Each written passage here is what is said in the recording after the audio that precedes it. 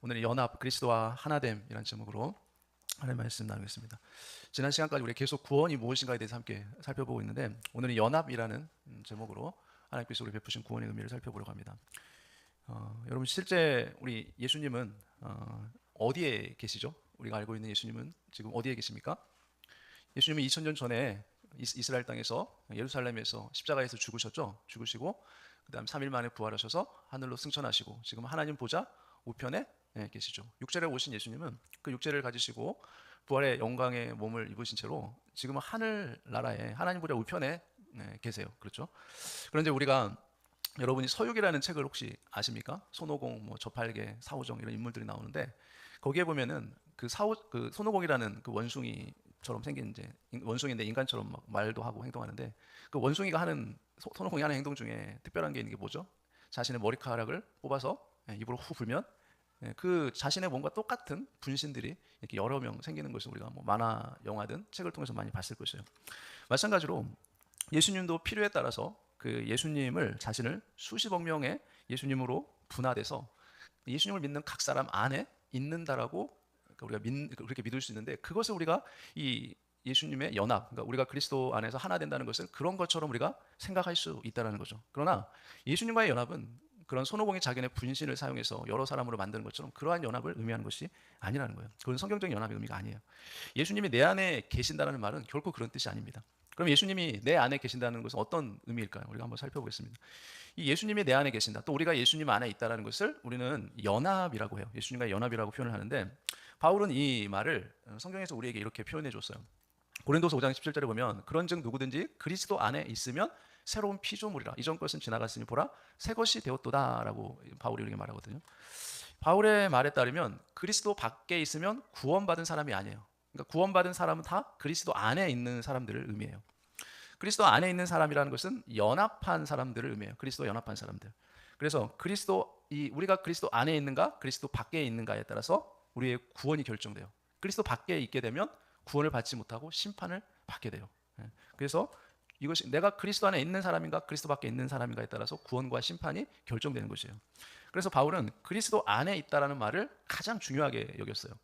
성경은 그리스도와의 연합을 다양한 비유로 우리에게 설명해 주었습니다. 먼저 예수님과 우리의 영접, 우리가 예수님을 영접한다고 하는데, 그것을 성경에서는 포도나무와 가지로 비유해서 연합을 설명했거든요.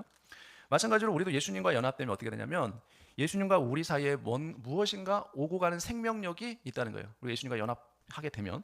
그리고 예수님과 우리는 우리의 머리와 몸처럼 연합되어 있다는 거죠. 여러분, 우리 머리와 몸이 분리되면 우리가 생명력을 유지할 수 있습니까? 없습니까? 없죠. 마찬가지죠. 우리와 몸과 머리가 분리되면 살 수 없듯이, 마찬가지로 우리와 몸과 머리는 긴밀한 연합을 이루고 있듯이 예수님과 우리가 그러한 연합을 이루고 있다는 거예요. 뗄래야 뗄 수 없는 거죠. 결혼도 마찬가지. 결혼도 우리가 예수님과 연합을 잘 설명해 주는데, 예수님과 우리는 부부처럼 연합되어 있다는 거죠. 여러분, 결혼하기 전에 남녀는 서로 남남이죠. 그냥 서로 모르는 사람이잖아요, 결혼하기 전에는. 그런데 결혼을 하면 어떻게 돼요? 부부가 되죠. 둘이 한 몸이 돼요. 하나가 되어서 또 다른 새 생명을 낳죠. 자녀들을 낳게 되죠. 그것처럼 연합이라는 것은 참으로 신비롭고 비밀스러운 의미가 있는 거예요. 자, 또한 예수님과 우리의 연합은 뭘로 비유할 수 있냐면, 우리의 인류의 조상인 아담과 그의 후손으로 비유할 수가 있어요. 그러니까 인류의 조상이자 모든 인간의 대표인 아담과 우리가 연합되어 있기 때문에 어때요? 아담의 죄가 곧 아담의 후손인 우리의 죄가 되는 거예요. 연합되어 있기 때문에 그래요. 우리가 마찬가지, 우리의 올림픽을 하게 되면 국가대표 선수들이 올림픽 경기에 나가게 되죠. 그러면 우리는 그 국가대표들은 한 나라의 국가를 대표해서 나간 선수들이기 때문에, 그 선수가 경기에서 이기고 지는 것은 무엇과 같아요? 한 나라가, 우리나라 대표라면 우리나라가 그 경기에서 지고 이기는 것과 똑같은 의미가 있는 거죠. 그래서 우리가 그 선수들을 응원하는 것이잖아요. 그렇죠? 자, 그 선수가 이기면 우리도 이기는 것이고, 그 선수가 경기에서 지게 되면 우리도 똑같이 지게 되는 의미가 있기 때문에 우리가 응원을 하게 되는 거예요. 자, 이와 같이 믿음으로 우리가 예수님과 연합이 되면, 자, 예수 그리스도가 우리의 뭐가 돼요? 대표가 되는 거예요. 믿음으로 연합되면은. 그래서 예수님이 행하는 모든 순종, 죽음, 부활이 어떻게 돼요? 모두 다 우리의 것이 돼요. 왜요? 예수님이 대표이기 때문에 그래요. 예수님이 대표이기 때문에 예수님과 연합된 우리도 마찬가지 그 대표의 영향을 우리가 받게 되는 거예요. 자, 그리스도와 연합을 오해하는 어떤 사람들은 이 연합을 마치 물에 설탕을 타면 이 설탕물이 되는 것처럼 생각하는 사람들이 있어요. 자, 그런데 연합이라는 것은 이 설탕물처럼 존재와 본질이 완전히 뒤섞여 버리는 의미가 아니에요. 자, 우리가 그리스도와 연합될 때 존재와 본질은 그대로 살아 있어요. 자, 이게 바로 신비주의 영성을 추구하는 사람들이 오해하는 부분이에요. 여러분, 동양의 사상들이 추구하는 신비주의적 연합은 대부분 이런 의미를 가지고 있어요. 그러니까 우리가 여러분 사람이 죽으면 그 화장터에서 화장을 하죠, 시신을. 그래서 시체가 다 태우고 나면 뼈만 남죠. 그러면 뼈를 갈아서 우리가 그걸 땅에 뿌리거나 바다에 뿌리게 돼요. 그러면 자연으로 돌아간다라고 말해요. 그러나 여러분 성경에서는 어떻게 말하죠? 우리가 육체를 뭐 불에 태우든 땅에 뼈를 뿌리든 바다에 뿌리든 나중에 예수님이 다시 오시면 어떻게 됩니까? 여러분 육체가 다 썩어져서 사라집니까? 아니면은 예수님이 다시 오실 때 우리 육체가 다시 우리의 영혼과 같이 하나가 됩니까? 사라지지 않아요. 육체라는 것은 우리 영혼도 마찬가지 사라지지 않지만 육체도 사라지지 않습니다. 불에 태워지고 땅에 썩어질지라도 예수님은 다시 우리 육체를 완전한 형체로 만들 수가 있어요. 어떻게 그게 왜 가능하죠? 여러분 그걸 우리가 어떻게 가능하다고 믿을 수 있어요? 하나님은 어떤 분이세요? 전능하신 분이죠. 무에서 아무것도 없는 것에서 유를 만드실 수 있는 분이고 모든 것을 하실 수 있는 하나님이시기 때문에 우리가 인간의 이성으로 생각할 때는 어떻게 땅에 다 썩어져 버린 육체가 다시 만들어질 수 있겠는가라고 생각할 수 있지만 불가능하다고 생각되지만 하나님은 하실 수 있다는 것을 우리는 믿는 것이죠. 그래서 우리는 육체가 다 썩어지잖아요. 나중에 하나님 반드시 우리를 부활시켜서 우리의 영혼과 육체를 다시 하나로 만들어 주실 거예요. 더 영광스러운 모습으로 우리를 만들어 주신다는 것이죠. 자, 그래서 이와 같이 예수님과 우리가 하나가 된다고 할 때 존재가 섞이는 것이 아니라는 거예요. 존재와 본질은 절대로 섞일 수 없다는 거예요. 또한 그리스도와의 연합을 우리는 어떤 정신적인 연합으로 잘못 생각할 수도 있어요. 많은 사람들이 그래요. 어떤 관심이나 취미 또 생각이 같은 사람들끼리 이 어떤 동아리 활동 같은 걸 하면서 우리는 하나다라고 말하는 경우가 많죠. 정신적으로 같은 생각을 한다는 거죠. 평소에는 자기 생활을 하다가 우리가 뭐 동아리 생활을 하려면 또 어느 일정 기간 동안 같이 모여서 활동을 하잖아요. 자, 그런 사람들을 우리가 하나라고 말하기도 해요. 그러니까 우리는 뭐 한 생각을 공유한다는 거죠. 자, 성경이 말하는 연합은 이러한 생각이나 사상을 공유하는 정도의 연합이 아니라는 거예요. 그렇다면 예수님과 우리가 하나 되는 이 연합의 본질은 무엇일까요? 우리가 예수님과 하나 된다는 그 연합의 본질은 첫 번째가 뭐냐면 성령님에 의한 연합이라는 거예요. 성령님. 이것을 진정한 영적 연합이라고 말해요. 자, 로마서 8장 9절 11절에 보면 그 의미를 알 수 있어요. 만일 너희 속에 하나님의 영이 거하시면 성령이죠. 너희가 육신에 있지 아니하고 영에 있나니 누구든지 그리스도의 영이 없으면 그리스도의 사람이 아니라 또 그리스도께서 너희 안에 계시면 몸은 죄로 말미암아 죽은 것이나 영은 의로 말미암아 살아있는 것이니라. 예수를 죽은 자 가운데서 살리신 이의 영이 너희 안에 거하시면 그리스도 예수를 죽은 자 가운데서 살리신 이가 너희 안에 거하시는 그 영으로 말미암아 너희 죽을 몸도 살리시리라 라고 말하죠. 자, 여기서 그리스도의 영이 누구라고요? 성령님을 가리키고 있죠. 이 성령님이 없는 사람은 성경에서 육적인 사람이라고 얘기해요. 성령님이 없는 사람, 성령님이 있는 사람은 영적인 사람이라고 말해요.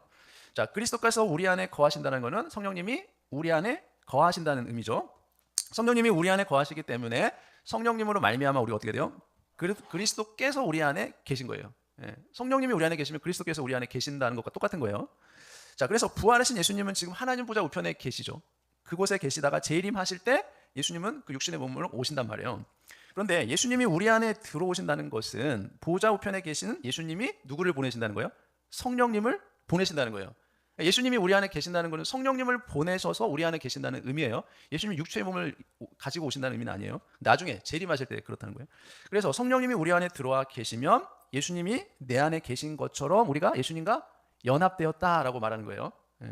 자, 고린도전서 12장 13절을 보게 되면 자, 우리가 어떻게 그리스도 안에 들어가는지 또 그리스도의 몸 안에 우리가 어떻게 들어가는지를 알 수 있는데 12장 13절을 보면 우리가 유대인이나 헬라인이나 종이나 자유인이나 다 한 성령으로 세례를 받아 한 몸이 되었고 또 한 성령을 마시게 하셨느니라 라고 말하죠.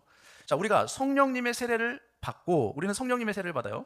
그리고 성령에 의해서 그리스도 안에 들어가서 한 몸이 되는 거예요. 그러니까 자, 우리는 알 수 없지만 성령님이 우리 안에 들어오시는 순간에 우리는 성령님에 의해서 예수님과 하나가 되는 거예요. 자, 여러분 이렇게 우리가 제가 이렇게 얘기하면 여러분 이 말을 들으면 어떤 뭐 느낌이나 감동이 있습니까? 전혀 없죠. 네. 왜냐하면 지금까지 이런 내용들은 우리가 경험적으로 아는 사실이 아니기 때문에 그래요. 성경이 우리에게 그냥 가르쳐 주는 내용이지 우리가 경험적으로 알 수 있는 내용이 아니기 때문에 그래요. 그래서 어떤 감동이나 어떤 느낌이 전혀 받을 수가 없어요. 자, 그래서 우리는 성경을 통해서 우리가 어떻게 연합되었는지를 알게 되는데 자, 두 번째 우리 예수님과의 연합은 생명적인 연합이라고 말해요. 생명적인 연합. 자, 우리가 지치고 힘들고 피곤할 때 또 연합된 자는 어때요? 다시 일어날 수 있는 용기와 또 어려운 일을 헤쳐나갈 수 있는 담대함을 얻게 돼요. 이게 생명적인 연합이에요. 자, 이것은 우리 안에 생기는 어떤 힘이 아니라 누가 주시는 거냐면 성령님을 통해서 우리에게 예수님이 주시는 거예요. 그렇죠? 자, 예수님이 우리의 머리 되시고 포도나무 되셔서 예수님이 우리에게 힘을 주시는 거예요. 이것이 바로 생명적인 예수님과의 연합이에요. 그러니까 예수님과 연결되어 있기 때문에 그 영적인 생명력이 누구로부터 오냐면 예수님으로부터 우리에게 오는 거예요. 그 다음에 세 번째로 예수님과 연합은 유기적인 연합이에요. 좀 어려울 수 있는데 우리가 마치 여러분 손가락에 작은 가시만 찔려도 여러분 고통을 느끼죠. 그 고통이 온 몸을 다 힘들게 해요. 손가락 끝에 가시만 찔려도. 마찬가지예요. 이 손가락에서부터 우리 머리까지 다 연결되어 있기 때문에 우리가 고통을 느끼는 거거든요. 마찬가지로 예수님과 우리가 유기적으로 연합되어 있으면 예수님의 고통이 나의 고통이 되는 거예요. 여러분 예수님을 생각할 때 예수님의 십자가 고통을 생각하면 그 고통이 느껴지죠. 여러분에게도. 그게 바로 여러분이 예수님과 연합되어 있다는 증거예요. 그래서 예수님과 우리는 유기적으로 연합되어 있기 때문에 그 고통을 우리도 같이 느끼는 거예요. 마찬가지죠. 우리의 고통도 예수님이 느끼는 거예요. 연합되어 있기 때문에. 네 번째로 예수님과의 연합은 개인적인 연합이에요. 여러분 천주교에서는 교회만 다니면 예수님과 연합되어 있는 것이고 교회를 다니지 않으면 예수님과 연합되어 있는 것이 아니다라고 말해요. 천주교에서는. 이거는 잘못된 얘기예요. 이 연합은 누구에 의해서 이루어져요? 성령님에 의해서 이루어져요. 성경은 그렇게 말하고 있어요. 그러니까 교회만 다닌다고 해서 우리가 예수님과 연합되는 것이고 교회를 다니지 않으면 예수님과 연합된 것이 아니다라고 말하는 것은 잘못된 주장이에요. 그 성경적인 주장이 아니에요. 자, 그러면 만약에 교회를 몇 번 나가지 못하고 예배에 몇 번 빠지게 되면 예수님과의 연합이 끊어집니까? 끊어지게 되나요? 안 끊어지게 되나요? 안 되죠. 맞아요. 우리는 예수님과의 연합은 우리가 만약에 예배를 몇 번 빠지고 교회를 못 나왔다고 해서 끊어지는 것이 아니에요. 그러니까 우리는 개인적인 연합을 이루고 있기 때문에 교회에 몇 번 빠진다고 해서 연합이 끊어지는 것이 아니라는 거예요. 다섯 번째, 예수님과의 우리의 연합은 영원한 연합이에요. 영원한 연합. 그러니까 혹시 우리가 예수님 앞에 실수로라도 연약해서 범죄하게 되면 예수님과의 연합이 깨질까요? 안 깨질까요? 깨지지 않아요. 범죄할지라도 우리가 예수님과 한번 연합됐는데 우리가 범죄한다고 해서 예수님과 연합이 깨지지는 않아요. 여러분 예수님과의 이 연합이라는 것은 어떤 상황이나 어떤 우리의 느낌, 감정에 따라서 연합이 깨지고 다시 합쳐지고 그런 것이 아니라는 거예요. 자, 여러분 정치인들은 자기 필요에 따라서 연합하기도 하고 또 연합을 파기하기도 하고 그렇죠. 정치인들은 원래 그래요. 자, 그러나 우리가 예수님과 맺은 연합은 어떤 연합이에요? 영원한 연합이에요. 영원 불변하는 절대 끊어지지 않는 연합이 바로 예수님과의 연합이라는 거죠. 그 다음에 여섯 번째, 예수님과의 우리 연합은 법적인 연합이에요. 법적인 연합. 여러분 아담이 인류의 대표이기 때문에 인간으로 태어나면 우리는 아담이 지은 그 죄를 법적으로 물려받게 돼요. 그게 이제 죄의 책임인데 그 아담의 죄에 대한 책임을 우리도 똑같이 지게 되는 거예요. 법적인 책임을. 그래서 우리가 예수님과 마찬가지로 연합하게 되면 이것은 법적인 연합을 의미해요. 그래서 예수님이 우리의 대표가 되는 거예요. 우리가 예수님과 연합되면. 그래서 예수님의 승리가 우리의 승리가 되는 거고 또 예수님이 이루신 업적이 우리의 업적이 되는 거예요. 예수님이 우리의 대표이기 때문에. 이것이 법적인 연합이에요. 자, 지금까지 말한 우리가 예수님과의 이 6가지 연합의 특성을 살펴보면 첫 번째 뭡니까? 영적인 연합, 생명적인 연합, 유기적 연합, 법적 연합, 영구적 연합, 개인적 연합. 자, 이러한 연합의 특징이 있는데 여러분 이것을 우리가 잘 기억하고 있어야 돼요. 우리가 신앙생활을 할 때 이 예수님과의 연합이 가진 의미를 잘 알고 있으면 우리 신앙생활 하는데 아주 유익을 가져다 줍니다.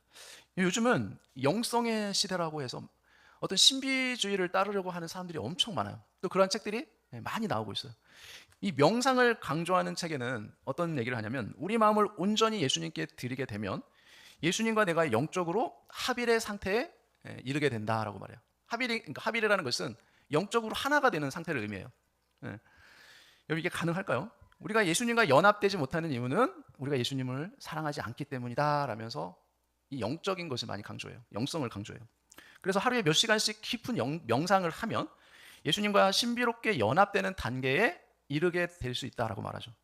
여러분 그런데 성경에서 말하는 이 연합의 개념은 이들이 말하는 신비적인 연합의 개념이 아니에요. 성경에서 말하는 연합은 이런 신비주의적인 연합이 아니라는 거죠.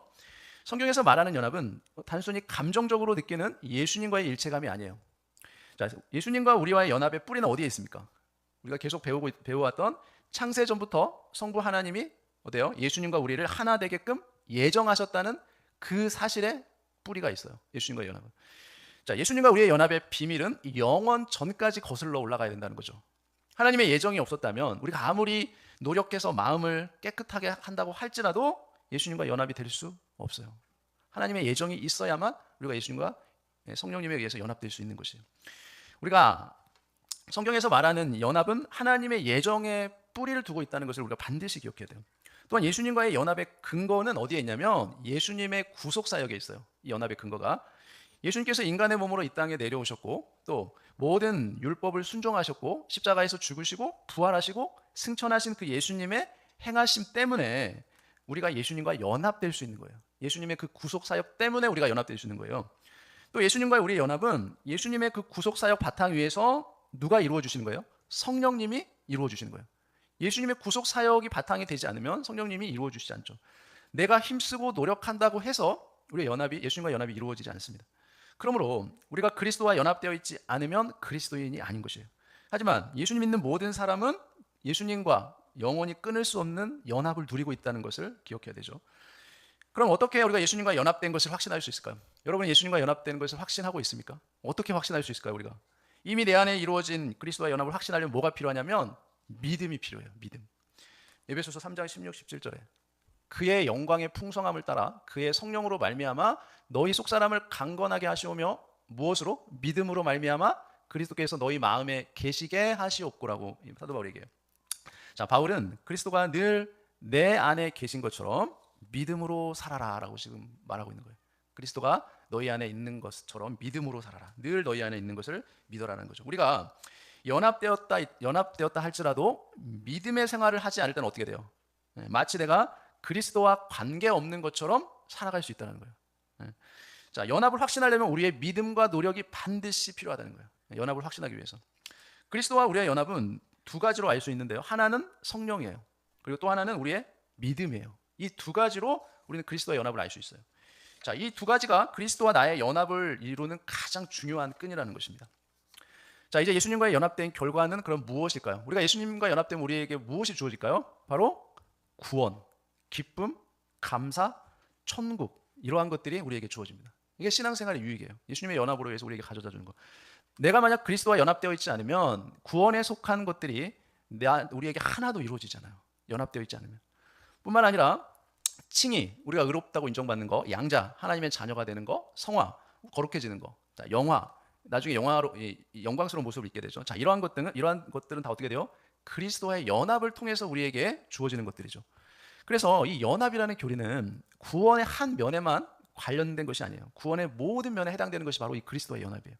자, 예를 들어서 어떻게 죄를 우리가 용서받게 되는지를 한번 생각해 봅시다. 우리의 어떤 것으로도 우리의 죄를 용서받을 수 없어요. 그렇죠? 우리가 아무리 노력한다고 해도 우리의 죄는 하나님 앞에 용서받을 수가 없어요. 또 우리는 남을 용서할 수도 없어요. 그리스도께서 십자가에서 우리 죄를 대신해서 죽으셨기 때문에 자, 우리 죄는 오직 예수 그리스도께만 용서받을 수 있어요. 예수님께만 용서받을 수 있어요. 그리스도 안에 있는 이 죄 용서의 능력을 나에게 적용시켜 주시는 분이 누구라고요? 바로 성령님이시죠. 우리 죄를 용서해 주시고 우리를 의롭다고 해주시는 분도 성령님이세요. 성령님이 이렇게 하시는 이유가 뭡니까? 바로 우리가 그리스도와 연합되어 있기 때문에 성령님이 이렇게 해주시는 거예요.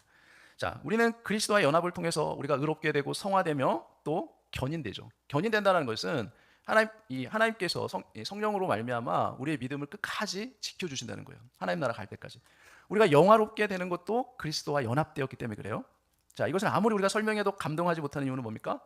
이러한 일들이 일어났는지 안 일어났는지 우리가 전혀 느낄 수 없기 때문에 그래요. 하지만 우리가 연합을 경험하고 느끼며 체험적으로 알아가는 우리의 신앙의 선배들이 성경에 얼마든지 있었죠. 우리가 잘 아는 바울은 자신의 육체의 가시 때문에 육신이 매우 연약한 상태에 있었어요. 그래서 바울은 하나님께 늘 자신의 육체의 가시를 제거해달라고 기도했던 사람이에요. 간절하게 기도했어요. 볼까요? 고린도후서 12장 8, 9절. 우리가 잘 아는 말씀이죠. 이것이 내게서 떠나가게 하기 위하여 내가 3번 주께 간구했더니 3번 주께 간구했다는 말은 뭘까? 하나님께서 응답해 주실 때까지 내가 간구했다는 거예요. 딱 3번 기도했다는 것이 아니라 기도 응답이 있을 때까지 내가 기도했다는 거예요. 그랬더니 나에게 이르기를 하나님이 응답해 주시기를 내 은혜가 내게 족하도다. 이는 내 능력이 약한 데서 온전하여 짐이라 하신지라. 그러므로 도리어 크게 기뻐함으로 나의 여러 약한 것들에 대하여 자랑하리니 이는 그리스도의 능력이 내게 머물게 하려 함이라 라고 하나님이 바울의 기도에 응답해 주시자 바울은 어떻게 고백을 합니까? 네. 나의 여러 약한 것들에 대하여 자랑한다고 고백하죠. 그러면서 그리스도의 능력이 내게 머물게 하려 함이라. 자, 여러분 그 능력이 뭘까요? 능력. 바로 부활하신 예수님께서 그 약한 바울 속에 역사하셔서 이 바울이 맡은 전도 사역과 또 제자들을 양육하는 그 사역을 신실하게 바울이 잘할 수 있도록 하나님께서 도와주시겠다는 거죠. 자, 바울이 나의 약함을 자랑하겠다는 것은 뭡니까? 이 연합의 신비, 그리스도와의 연합의 신비를 바울은 체험했다는 거예요. 지금 그것을 말하고 있는 거예요. 바울이 그걸 간증하고 있어요. 약함을 자랑하겠다는 거죠. 그것은 우리가 고난을 받게 되는 것도 그리스도와 연합되었기 때문에 그래요. 여러분이 고난 받는 것은 우리가 예수님과 연합되었기 때문에 고난을 우리는 피할 수가 없어요.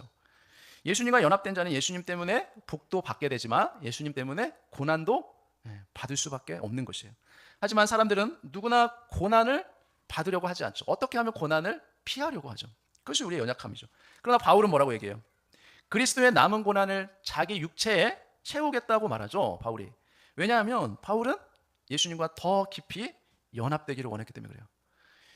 왜냐하면 예수님과 연합되면 나는 약하지만 어떻게 돼요? 하나님의 능력이 내게 머물게 되기 때문에 그래요. 내 약함이 아니라. 우리가 예수님과 연합되면 우리에게 이런 일이 생기죠.